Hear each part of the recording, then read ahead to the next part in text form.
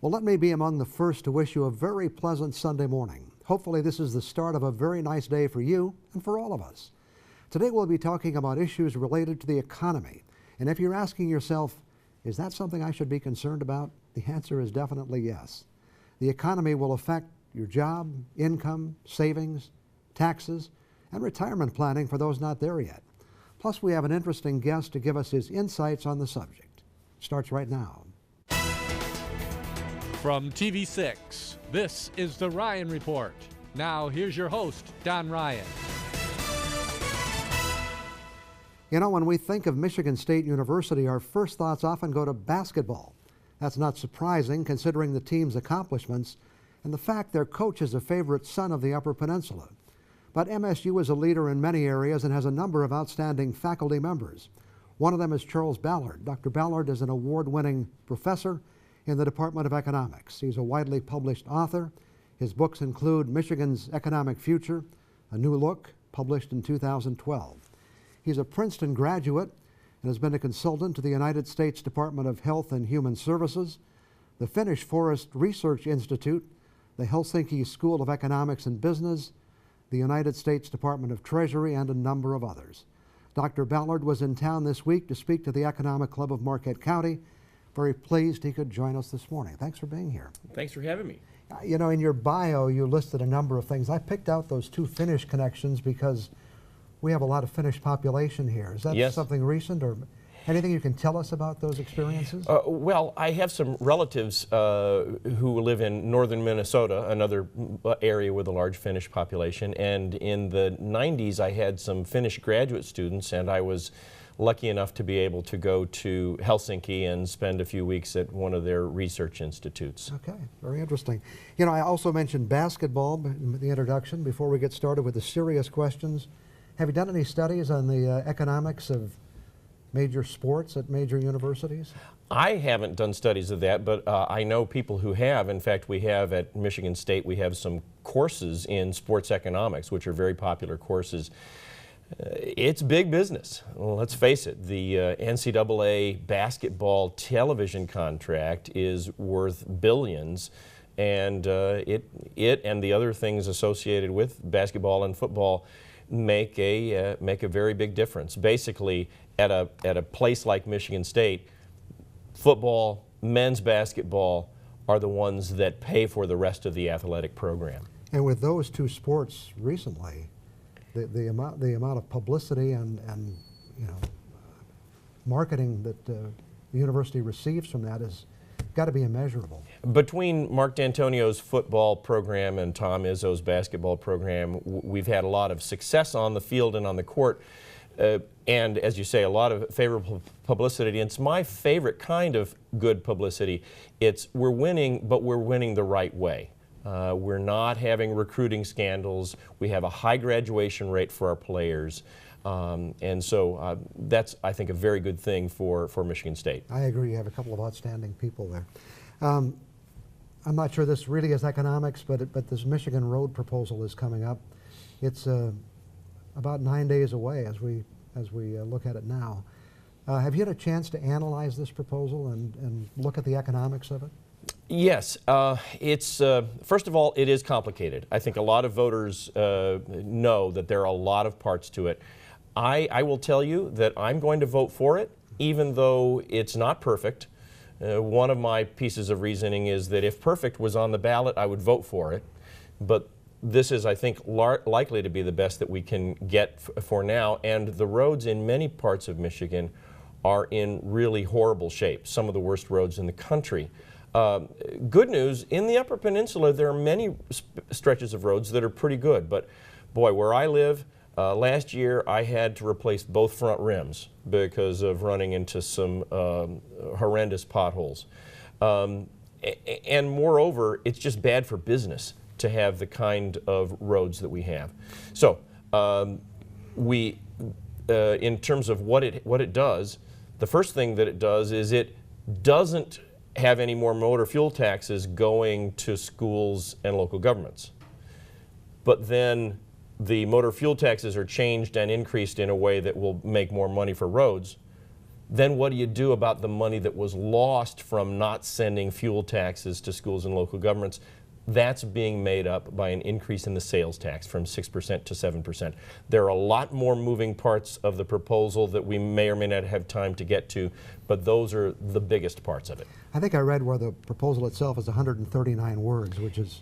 That's the a lot. ballot language, The and of ballot course, language. the ballot language can never even come close No. to really reflecting what's going on in the full proposal. There are a lot of things in the proposal that can't be reflected when you have a short word limit. After all, you can't have the entire piece of legislation on the ballot. I think a lot of people don't understand why so much is involved.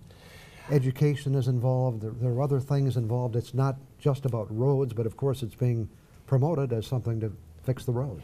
Well, certainly it is, a big part of it is roads. But I think a bunch of things are going on. One, there seems to be a lot of voter sentiment that they didn't want their fuel taxes to go for anything other than roads. Well, until now, fuel taxes have gone to roads, but there's been a sales tax on fuel, which goes to mostly schools and local governments. Well, if it is necessary to get voter support to say all of your gasoline tax goes to roads, then we're going to be raising $700 million a year less that would go to schools and local governments.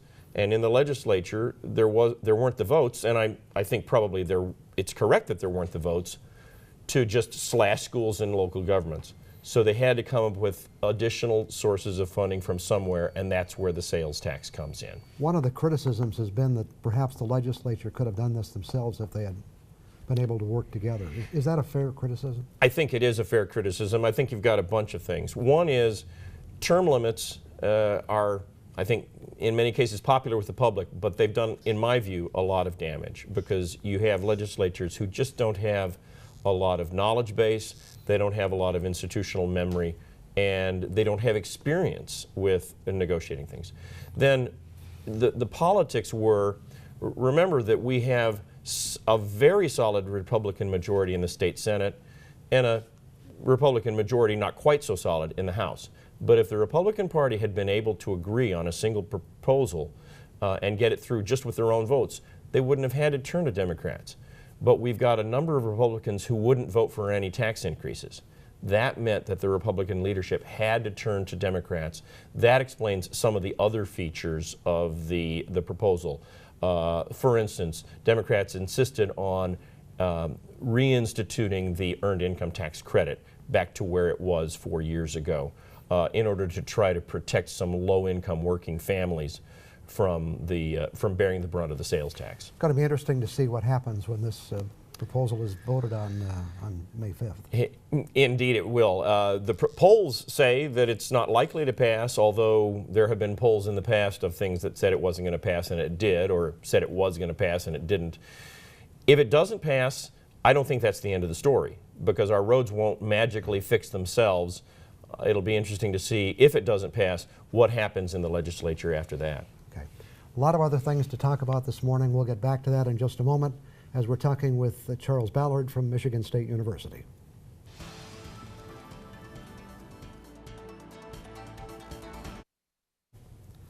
Our guest this morning is Charles Ballard from Michigan State University, talking about economic issues. Let's talk about the state. At one point, Michigan lost almost 1 million jobs. We're making a comeback. How are we doing? Are we on track? I think we're on track, but we still have a ways to go. It's a real good news, bad news situation. Since things bottomed out just about exactly 5 years ago, we've gained well over 300,000 jobs. But as you said, before that, we lost a whole lot more than that. From peak in 2000 to the bottom in 2010, we lost more than 860,000 jobs. And what that means is that statewide we're about 500,000, a little bit more than 500,000 jobs below where we were at our all-time high. And so we're heading in the right direction, and I think likely to continue to head in the right direction. But there's no question about it. That first decade of the 21st century was a very, very difficult decade for Michigan's economy. Are we heading in a new direction? Obviously, Michigan's economy was very heavily based on manufacturing for many, many years. I know we're still there, but are we getting off in some new directions as well? We've done a lot of things that are moving us into new directions, partly because we've had to. I mean, the manufacturing base is just not as strong as it once was. 50 years ago, manufacturing was half of our economy. Now it's less than 1/5 of our economy. We've had increases in healthcare. That's been a growing sector even during 2000 to 2010. We've had increases in various kinds of higher tech things, IT.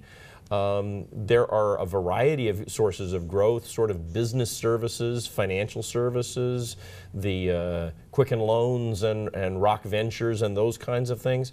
So there's a whole bunch of things that are growing to partly take the place of the shrinkage of manufacturing. But the truth is that shrinking of manufacturing was very substantial. And so Michigan still has a ways to go, I believe. Governor Snyder came into office as a governor who wanted to change the economy, create jobs. How much credit does he deserve for what's happening? Obviously, part of this is timing with the economy turning around, but have his policies made a difference? I think his policies have probably made some difference. I think it is true that the turnaround of the national economy was very important, and that had started really in the last year of the Granholm administration. So one thing is that Governor Snyder is fortunate in his timing, but I think some of his policies have probably helped, and a lot of them haven't hurt. I think we're headed in the right direction in many ways, but as I say, we have a long way to go. I like the governor's emphasis on education and training and skill, because all of the evidence suggests that if you want to have a vibrant economy for the future, you've got to have a highly educated and highly trained workforce. So, for instance, the expansion of the number of slots for early childhood education, I think that's a huge policy victory. It really won't bear fruit economically for years because, of course, you're talking about 5-year-olds. They're not in the labor force for another 10 or 20 years, but I think that's a step in the right direction. So I think we're modestly doing things right. We have a lot more things that we could do. Obviously, right to work has been one of the contentious issues. Has it had any impact? Is this issue pretty much behind us now? My sense is that right to work has had so close to zero effect as to be basically not noticeable. And I'm not saying that either as a pro-union or an anti-union statement. The fact is unions are much weaker than they once were. And unions had lost tremendous ground. The fraction of the workforce that is represented by a union is only about 1/3 as high as it once was. And so it's not like right to work came along and changed things. Things had already changed. The private sector workforce in Michigan is less than 10% unionized. And so far as I can see in the data, really right to work has, for better or worse, had essentially no effect. Okay. I want to explore some more things about education as you were talking about a moment ago. We'll get back to those in just a minute. Back with Charles Ballard after we take this break.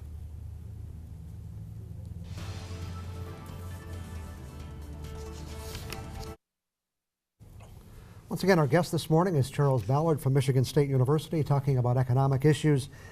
Jobs are important to people. Are we doing enough in Michigan to prepare young people for the future? I think we could do a lot more along a whole bunch of dimensions. I mentioned that we've made what I think is a big step in the right direction by increasing access to early childhood education. But then when they get into K through 12, one of the things that I think is very important, and unfortunately there's not a whole lot of policy discussion of it, we just don't spend enough time on task. And we have way too long a summer vacation. All the evidence indicates that if you shorten that summer vacation, the young people don't lose as much. Therefore, they're retaining more when the new school year starts. If it were up to me, I would expand the length of the school year, perhaps to 200 days from the current 180. I know, don't hold your breath for that actually happening, but I'm talking about what if you were really serious about preparing Michigan for the future. We have too many young people who get a high school diploma, but they really only have about a 10th grade education. And I think we could do a lot better if we just spent more time on task. You look at these international comparisons of math test scores. the Chinese, the Germans, the Swedes, the Koreans, they all do better than the Americans. Well, they spend a lot more hours doing math problems. Right. That's not rocket science. We just need to spend more time on task. Then, when you get to the end of high school, what do? I like Governor Snyder's emphasis on career and technical training, because not every young person needs to go to a four-year university. But there are a lot of jobs where a four-year university is crucial. And as your viewers may know, we've had huge cuts to higher education funding. Now, okay, I work for a university, and I'm self-interested, I suppose, but regardless of that, what we've seen is not something that ends up in my paycheck. Rather, the result of the slashing of funding is that tuition is higher. And for the most affluent families in Michigan, they can still send their kids to Northern Michigan or Michigan State and pay the bills okay. But for middle class and lower middle income families, it's a real struggle. And I think that's a policy move that's been in the wrong direction. I'd like to see stronger funding for higher ed. We have only a couple of minutes left. I was going to introduce the subject of income inequality, which is something that people are talking about today. The rich are getting richer and the rest of us aren't. What are your thoughts on that? Well, I think it's appropriate and very important for you to bring it up. It's in my view, it's the increase in income inequality is the biggest story of my lifetime in the U.S. economy. It hasn't always been true. We had a bunch of policies back in the New Deal era that strengthened the bottom 99% more than the top 1%. But since the 70s, the top 1% has done fabulously well. The top 10% has done pretty darn well. The middle and the bottom have made much less progress, if any. And in Michigan, my own calculations indicate that there are a lot of middle and lower income households that have gone nowhere. And so I think we need to have a serious policy discussion of those. These things didn't happen by accident. There are policies that can help to reverse them. In our conversation beforehand, you were mentioning that really, in a sense, Michigan invented the middle class. We certainly did. The notion of ordinary people being able to have a comfortable life with a home and a car and maybe even a boat and a cottage, that was something that Michigan pioneered with the strength of our manufacturing. That's more difficult for a lot of ordinary folks, and I'd like to get back to a world in which the prosperity is shared more evenly than it is now. And obviously training is going to be an important part of that. I think crucially important. Okay. Thanks very much for joining us this morning. There's so much more we could talk about. There are a lot of interesting subjects, a lot of things that affect all of us, but we've only managed to skim the surface, I guess, but maybe we can get together again sometime. I'm glad we've been able to do as much as we can. Okay, thanks very much. Back with some additional thoughts after we take this break.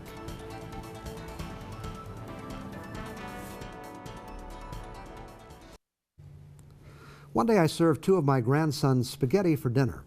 Problem was we didn't have enough food, which was surprising to me since a pound of spaghetti should have been enough. How could this be?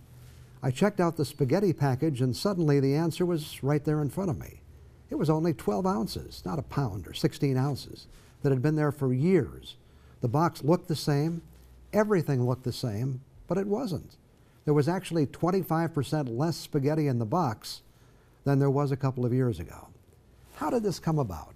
I don't recall any great public outcry to reduce the amount of spaghetti in a 1-pound box.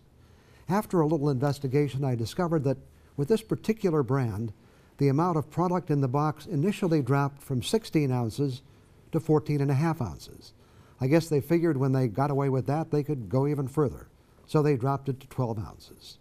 Well, this is not just about spaghetti. One time, a can of tuna had 7 ounces. They've slowly reduced the amount of content in a can to 5 ounces. Doesn't sound like much, but that's a reduction of almost 30%. At least the can got a little smaller, but if you aren't looking carefully, it's hard to notice. Without much effort, I could give you an almost never-ending list of products that have been downsized, and in many cases, the packages and the prices have not. Nevertheless, I managed to survive them all, but now there's a new one that raises a whole new set of concerns. The other day, I bought a package of toilet paper and was stocking it on the shelf at home, and noticed that the new rolls were a little shorter than the ones that were already there. Tell me it isn't so. Tell me it was just a mistake. But it wasn't.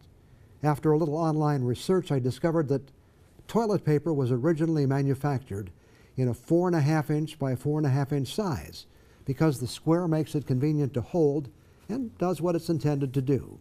It served us well for many decades. But then those wonderful companies that bring us toilet paper decided to make some changes. First, they changed the length of the square, and then they changed the width. That 4.5 inch square sheet is now 4.1 inches by 3.7 inches. Doesn't sound like much, but as a percentage it is. And who knows where it's going. Here's the irony of the whole situation. As a species, we're not getting smaller, but our toilet paper is. If it follows the trend of some of the other products I've described, could we wind up with 3-inch toilet paper squares? I don't even want to think about the consequences of that. You probably don't want to either. Sorry I brought it up. I'll be right back.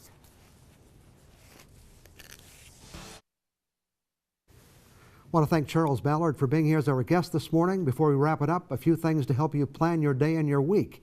Today is National Audubon Day, which is set aside to honor the birth of John James Audubon, the French-American ornithologist, naturalist, and painter, noted for his extensive studies of American birds. It's also National Pretzel Day. You may want to include that in your meal planning for today. And we're in the middle of National Scoop the Poop Week. This is promoted by the Association of Professional Animal Waste Specialists, an organization of professional pooper-scoopers founded this week in 2002 to educate pet owners on the importance of cleaning up after their dogs. I can only believe if you were not watching this show, you would have never known there was an Association of Professional Waste Specialists. Remember, if you missed the show, want to watch it again, or recommend it to someone else, you can find it on UpperMichiganSource.com. The folks at NBC's Today Show are standing by and ready to roll. Hope you have a wonderful day and a great week. Thanks for being here. My pleasure.